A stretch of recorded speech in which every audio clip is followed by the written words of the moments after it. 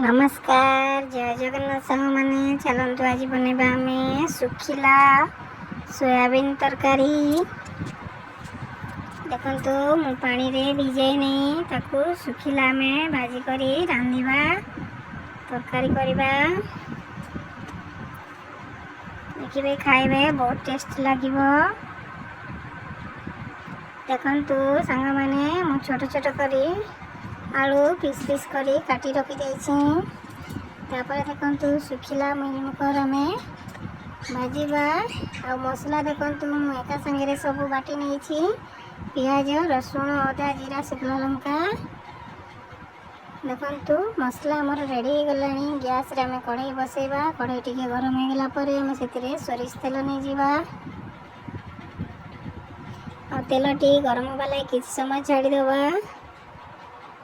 तापर देखु तेल टी गरम होगा पर आम से छोट छोट कर आलू काटिक रखी भाजीदबा से हलदी देदबा और भल भाजी नवा।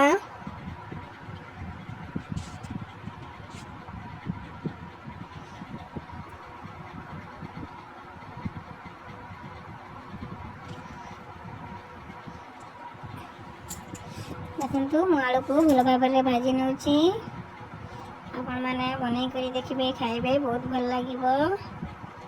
देखु आमर आलू भजा टी रेडी गलानी तापर आम से आउ टे तेल देकी सुखिला मिलमिकर को आम भाजी नवा।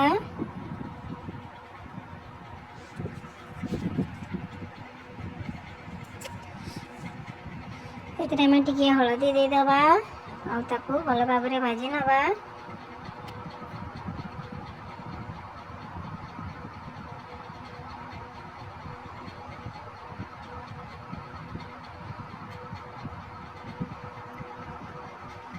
सुखिला मिलमिकर टी आम भाजिले कढ़ई रे भल लगे और जदि आम भिजे करी ताकू भाजवा कढ़ई रे लगी जाए। सुखिला मिलमिकर भाजिले कढ़ई रे बिल्कुल भी लगनी। आपण मैंने भाजी करी थरे खाइबे देखिए बहुत भल लगे।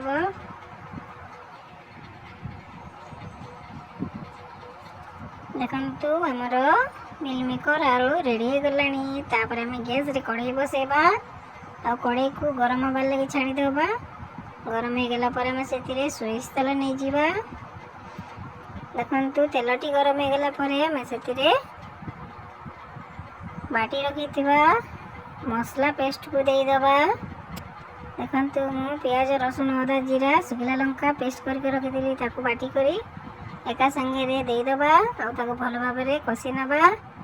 तापर आम से गुंड मसला दबा हलदी गुंड लंका गुंड लुण देदबा और जयगुर मसला टी देदबा। तापर आम सब मसला को मिसईदबा।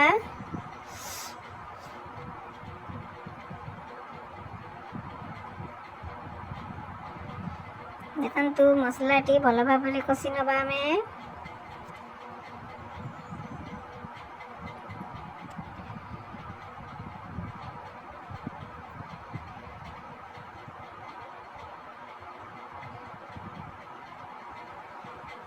देखु मसलार कलर केते बढ़िया देखा गलानी। तापर आम मसला टी गला पर आम से भाजी कर रखी आलू को देकर भल भाव में कषि नवा।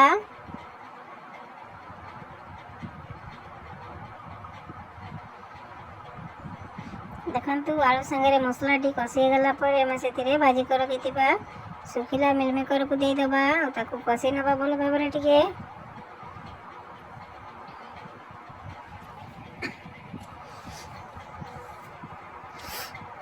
देखु आमर मिलमिकर टी कषि गलानी।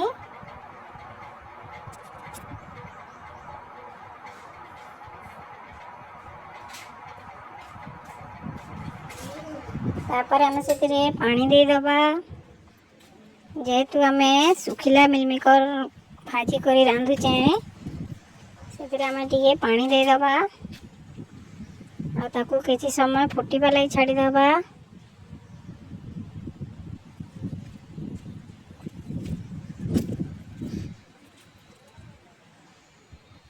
देखु तरकारी आमर फुटी गलानी।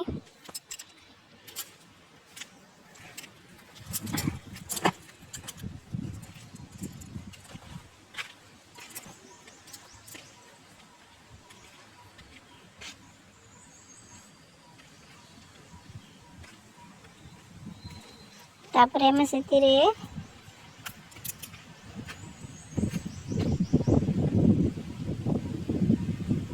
गरम मसला टिके देदबा। तापर आम ताको सब मिसईदबा। बंधु सांग मैंने मोर तरकारी रेडी गलानी। आपण मैंने जदि मोर YouTube channel Reena daily YouTube channel टी को देखुचंती ताले लाइक शेयर सब्सक्राइब करबे। आज पई रहउची। नमस्कार, जय जगन्नाथ।